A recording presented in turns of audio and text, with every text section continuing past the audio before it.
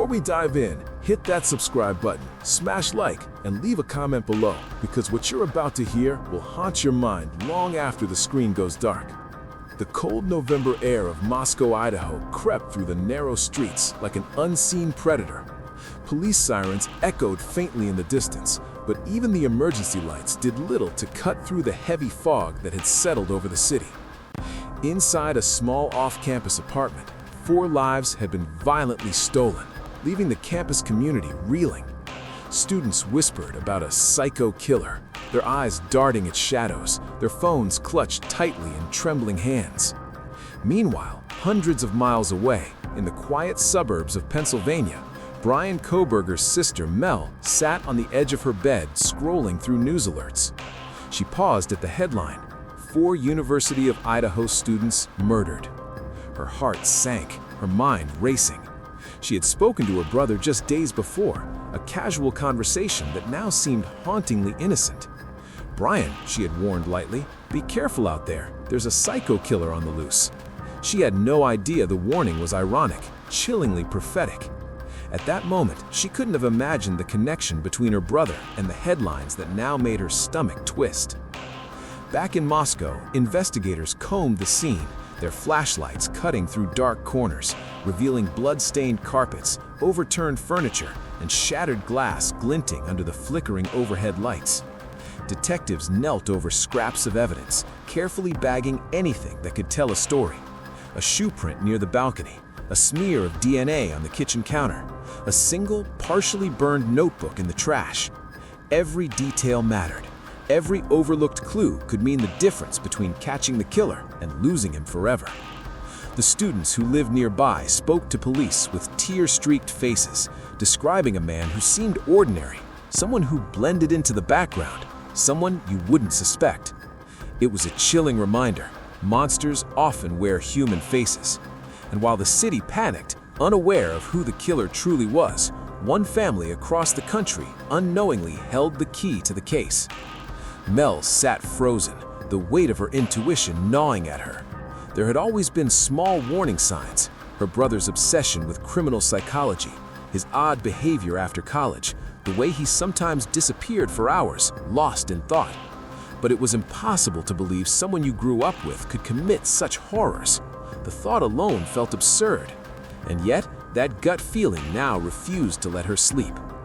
Hours later, in the dimly lit hallway of the Kohberger family home, a single phone vibrated against the hardwood floor.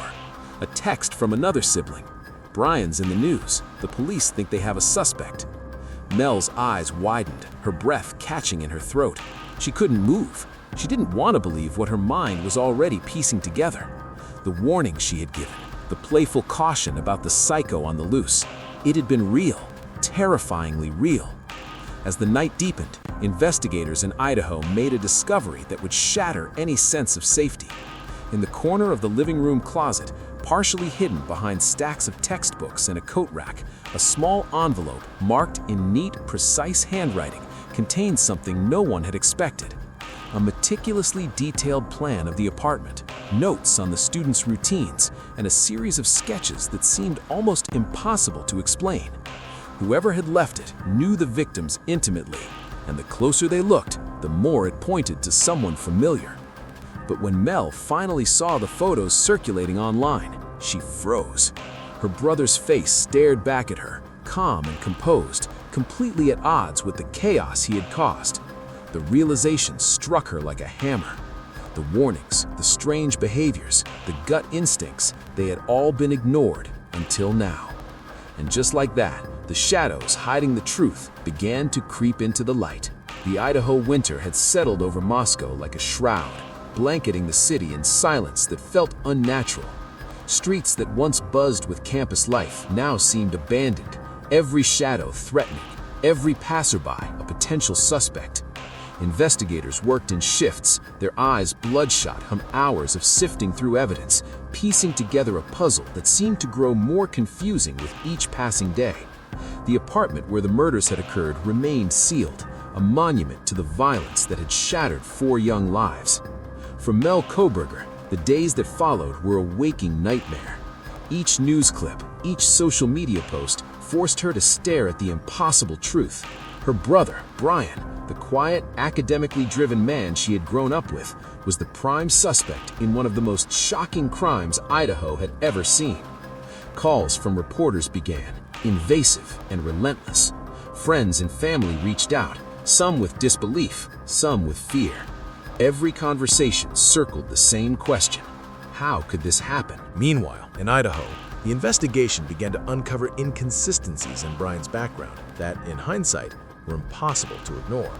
His academic achievements, once a point of pride, were now examined under a darker lens. He had studied criminal behavior extensively, earned accolades in psychology, and moved seamlessly through criminology circles. But lurking beneath that intellectual veneer were patterns of obsession, meticulous planning, and a chilling detachment from empathy. Detectives began to realize that the man they were hunting was not just impulsive, he was calculating. In the Kohberger household, tension reached its breaking point. Family members argued in whispers and closed doors. Mel wrestled with the unbearable truth that she might have ignored the warning signs for years. She remembered the seemingly trivial comments, the odd disappearances, the nights Bryan would insist he was working on research, only to return hours later with an unreadable expression. Every memory now carried a weight that made her chest tighten with guilt. Back in Moscow, a new piece of evidence surfaced that sent shockwaves through the case. Investigators discovered surveillance footage from a nearby convenience store, showing a figure matching Bryan's description, leaving the area near the student apartments late on the night of the murders. The footage was grainy, inconclusive at first glance, but when forensic analysts enhanced the image, the details were undeniable. The man's posture, the way he held himself, even a small emblem on his backpack confirmed what they feared most: the suspect had been there. At the same time, law enforcement found a notebook in the apartment that had been overlooked in the initial sweep. It contained not only disturbing observations of the victim's routines, but also cryptic references to family interactions and personal grievances, suggesting the killer was driven by a dark mixture of obsession and resentment. The notebook raised more questions than answers. How could someone so close to the case remain invisible? And could the warning that Mel had given Bryan have been more than a coincidence? Could it have been an eerie premonition of what he was capable of? Then came the phone call that changed everything. A detective in Idaho contacted Mel directly, asking for information about her brother. Her voice trembled as she confirmed details she hadn't wanted to admit even to herself. As she hung up, she felt a shiver crawl up her spine. Her brother, once a part of her world, was now a stranger, a shadow hiding behind the mask of familiarity. And just when she thought the nightmare couldn't get worse, Bryan made a sudden, untraceable move. He disappeared from his parents' home for hours, leaving no explanation, no trace, only a chilling reminder that the game was far from over. The icy roads of Idaho reflected the flashing red and blue lights of police cruisers as detectives raced against time. Every second mattered. Bryan Kohberger, the quiet, unassuming criminology student, had become the most wanted man in the state, and the investigation had reached its fever pitch. Law enforcement knew they were dealing with a mind that had planned meticulously, someone who could vanish into thin air and leave no fingerprints behind, except the ones that spoke louder than words: evidence, obsession, and betrayal. Inside the Kohberger family home, Mel sat clutching her phone, watching live news feeds and trembling as reporters speculated about Bryan's movements. Every familiar memory now felt tainted. Every smile, every childhood moment replayed in her mind with new, horrific significance. She kept returning to the warning she had given. "Bryan, be careful. There's a psycho killer out there." She never imagined she was unknowingly addressing the killer himself. Meanwhile, investigators in Idaho uncovered the final piece of the puzzle: a series of deleted emails and messages that had been recovered from Bryan's devices. The messages revealed an obsessive tracking of the victims, their schedules, social media activity, even casual conversations with neighbors. It painted a portrait of someone who wasn't just calculating, it was personal. And the most shocking discovery? Bryan had studied his own family in the same obsessive way, meticulously covering his tracks as if testing the limits of trust and betrayal. The city of Moscow held its breath as law enforcement executed a coordinated sweep. They had narrowed the search to a remote stretch of land outside the city, a place where Bryan had once mentioned he liked to hike, claiming it cleared his mind. But this time, the woods were not a refuge, they were a trap. Helicopters hovered, dogs barked, and officers moved silently, communicating only through gestures. Hours felt like days. Then, suddenly, movement, a shadow slipping between the trees. Bryan emerged, calm, collected, almost eerily detached.